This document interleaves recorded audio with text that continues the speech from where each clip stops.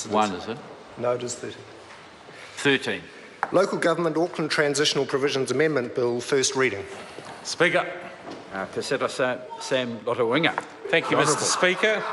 Mr. Speaker, I move that the Local Government Auckland Transitional Provisions Amendment Bill now be read a first time.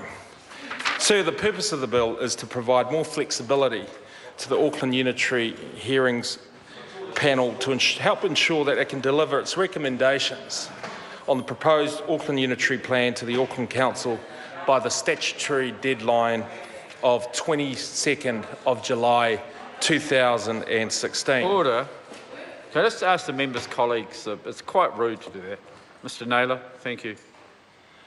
In order to achieve this, sir, thank you, the bill has three main components. First, the bill reduces the quorum required for hearing sessions from 3 members to 2 members. Secondly, sir, it will allow an increase in the possible number of appointed hearings panel members from 7 to 10, excluding the chairperson. And thirdly, the bill will enable the hearings panel to make its recommendations on the proposed Auckland Unitary Plan in stages after hearings are completed on a particular topic rather than in one final report. Now, before I discuss these components in more detail, sir, I think it's important to reflect on the context of these changes. In 2010, this government embarked on reform of Auckland's governance arrangements, including the development of a single combined plan covering the whole region. Auckland's first unitary plan is the biggest exercise of its kind undertaken under the RMA, or the Resource Management Act, and it includes the review and the rationalisation of the 7 district plans, regional policy statement, regional plans inherited from the former councils into one new comprehensive unitary plan. The streamlined process was designed to significantly reduce the time to produce a plan for Auckland than would be needed under the standard RMA plan-making process. Sir, it will reduce the uncertainty, the costs due to complexity, and also it will enable speedier implementation of improved rules and regs to support the need to increase the supply of housing as well as business land in the Auckland region. The new unitary plan, of course, is critical to responding to Auckland's growth and resulting demand for development opportunities for both housing and employment. The Local Government Auckland Transitional Provisions Act established this streamlined plan-making process, and it went through this House, as you will know, including an independent hearings panel that was created to hear submissions on that proposed plan. This is intended to result in a faster delivery of a high-quality, operative Auckland unitary plan. But to meet this need for fast delivery of the hearings panels, it is required to make recommendations by the 22nd of July of next year.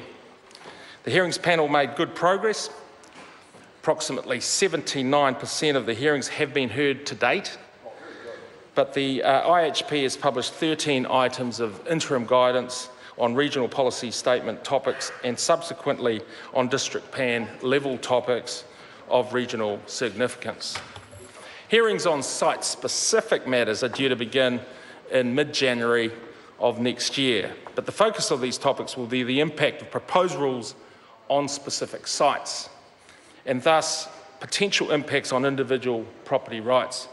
Accordingly, the level of public interest for these topics is quite high. The matters due to be heard represent approximately 57% of all the matters raised in submissions, and 39% of those submitters have indicated that they want to be present at a hearing session.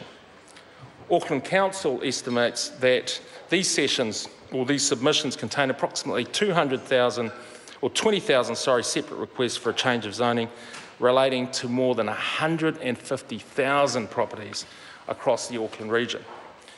If a high percentage of the submitters who indicated that they wish to be heard actually attend the hearings, then more days of hearings will be required than the current timeframe allows. And that, sir, is why we need to make a dramatic increase in the expected workload of these panels, and it raises the risk that these panels will not be able to deliver on those recommendations at that due date in July of next year. So it's critical, sir, that the hearings panel be able to continue its processes, its good process, and to make the recommendations to the Council on time. And that's why a number of changes to the Act are required via this amendment bill. The first main component of the bill, of course, reduces the quorum required for hearing sessions from 3 to 2 members.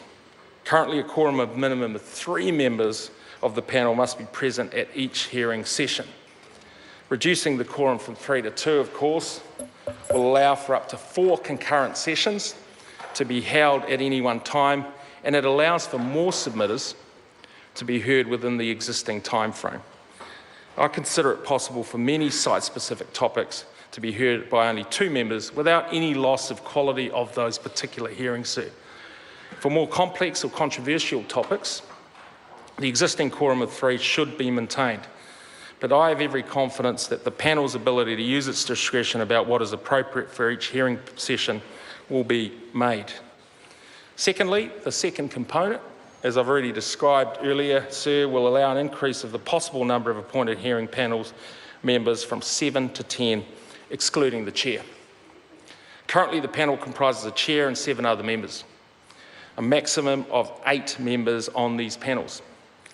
Allowing the appointment of additional 3 panellists will ensure that the submissions again can be heard by 3 or more panellists and allow up to 3 concurrent hearing sessions at any one time. And this would raise the overall number of panel members from 8 to a maximum of 11, including the chair. Again, the third component is to enable the hearings panels to make recommendations on the proposed Auckland Unitary Plan in stages, particularly on a particular topic after hearings are completed, rather than one final report. Currently, the panel is required to make its recommendations on the proposed Auckland Unitary Plan on one report after it has finished hearings of all those submissions. Enabling the panel to make its recommendations in stages, again, is to expedite this system and give increased flexibility for the panel to run this process as it sees fit, and again, reach that deadline of the 22nd of July of next year. I believe it's a pragmatic proposal, as it would give Auckland Council more time to consider the hearings panel recommendations and avoid confusion. Auckland Council will still be required to issue its decisions on the entire Auckland Unitary Panel. Order. And this will be done within 20 working days of receiving the final set of recommendations from the hearing panel. To support these policy changes, additional recommendations are required, sir. Firstly, the bill will create a requirement for the Minister of Environment and the Minister of Conservation to consult with the Auckland Council, the Independent Māori Statutory Board, and the chairperson of the hearings panel prior to appointing additional or replacement hearings panels members. Secondly, the bill will clarify that the hearings panel may hold hearing sessions concurrently and that an additional chair may be appointed for the purposes of chairing a hearing session. Sir, it's critical that the hearings panel contribute to the good progress that they have made and deliver the recommendations to the Council by their statutory deadline of July of next year. This bill needs to be passed by the end of this year to ensure that the policy changes that can take effect prior to the expected increase in workload, which will, of course will start in January of next year. Mr. Speaker, this bill represents a great opportunity to ensure that the country's largest planning process remains on track to become operative as soon as possible. It's Auckland's first unitary plan, and it's significantly larger in scope and more complex than any planning exercise undertaken in New Zealand to date. Having been a member of the Auckland City Council, sir, that put together the last unitary plan, I understand the real complexities and the time that it takes to put such processes through. And with pride, sir, I recommend this bill to the House. The question is that the motion be agreed to.